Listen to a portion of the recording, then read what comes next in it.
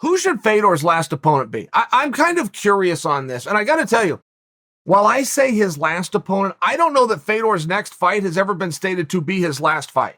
Somewhere along the way, I thought Coker said, I'm going to take him to Russia, give him his last fight. I thought I heard that. And a lot of guys are coming to the table and asking for the fight, all the way down to silliness, like Fabricio Verdum.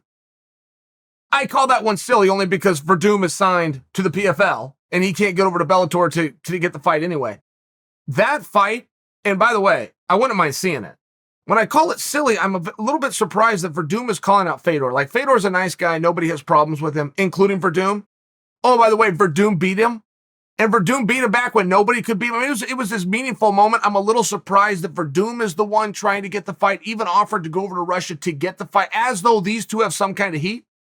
So maybe I'm wrong. Maybe Verdum doesn't like Fedor. That would make Verdum the only person that doesn't like Fedor. But maybe there's a piece to this I'm missing. It also appears by the names, Overeem came to mind. Junior Dos Santos' name was thrown out there. It appears that this fight isn't going to matter anyway. When I talk about don't matter, I don't mean to the contestants, and I don't mean to us, the fans. I mean with what's left over and what's left behind. Generally, when you have a huge guy like Fedor, the nature of the business is he passes the torch before he goes.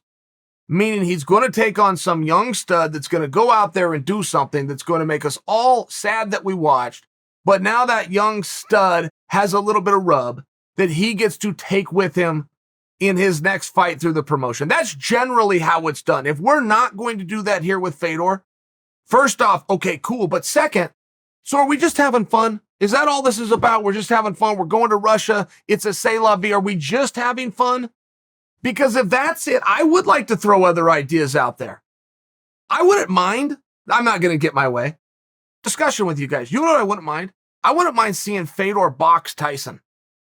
I've always been a little bit curious in that.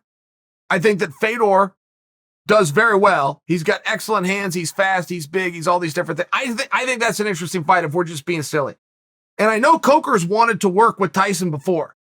Even had something going with him in the K1. It was like Tyson versus Bob Sack. But Scott Coker was responsible for that. You guys remember those days when all that talk was going on? I'm probably in left field wearing a catcher's mitt with that one, right? I'm probably not going to get that. But if my options are, by example, what I just suggested, we're going to see Fedor box Mike Tyson. Okay. Or we're going to see Fedor versus Verdum. Because what if Fedor wins? Now they're one apiece and we don't ever get this settled? We never know as fans, right? I mean, you almost have to have a number 3. You bring in Reem, you bring in JDS. I think these are great options. I don't have a problem with it. It just seems as though with what we're talking about that we've established that it's not going to have meaning. It's going to have purpose as opposed to meaning. I'm not hating on the fight at all. Jake Hager has offered his services. Said, I really think that's my fight. Now, that's the kind of one that would make more sense. History speaking. History says you give it to the young Jake. Jake's not likely to hurt Fedor. Fedor has a very good shot of beating Jake. I mean, it's one of these things where you get this real discussion going. Would it hurt Jake moving forward if he lost to the last emperor? No. And then the promoter always has to ask himself, what if? What if Jake's to beat him and I have Jake under contract for 4 more? How good would that be? The what if is what gets every promoter.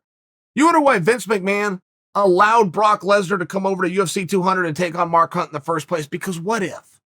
What if Brock goes out there in front of 1.5 million fight fans, viewers, not hardcore wrestling fans, gets the jump on Hunt, brings that exposure, and comes back to Stanford? That's the question. That's the question why Vince goes, yeah, send over the release. I'll sign it. The what if is a very real thing. I don't know if we're doing the what ifs here. I don't know if we're doing anything with any kind of meaning or if we're just going to do something with purpose. If we're just going to do something for nostalgia reasons. If we're going to just do something to bring attention in the market to Russia and pay a respect to Fedor. I'm not clear on these things yet. I'm not sharing my opinion with you. We haven't been told these things yet. When that news comes in, I will bring it to you.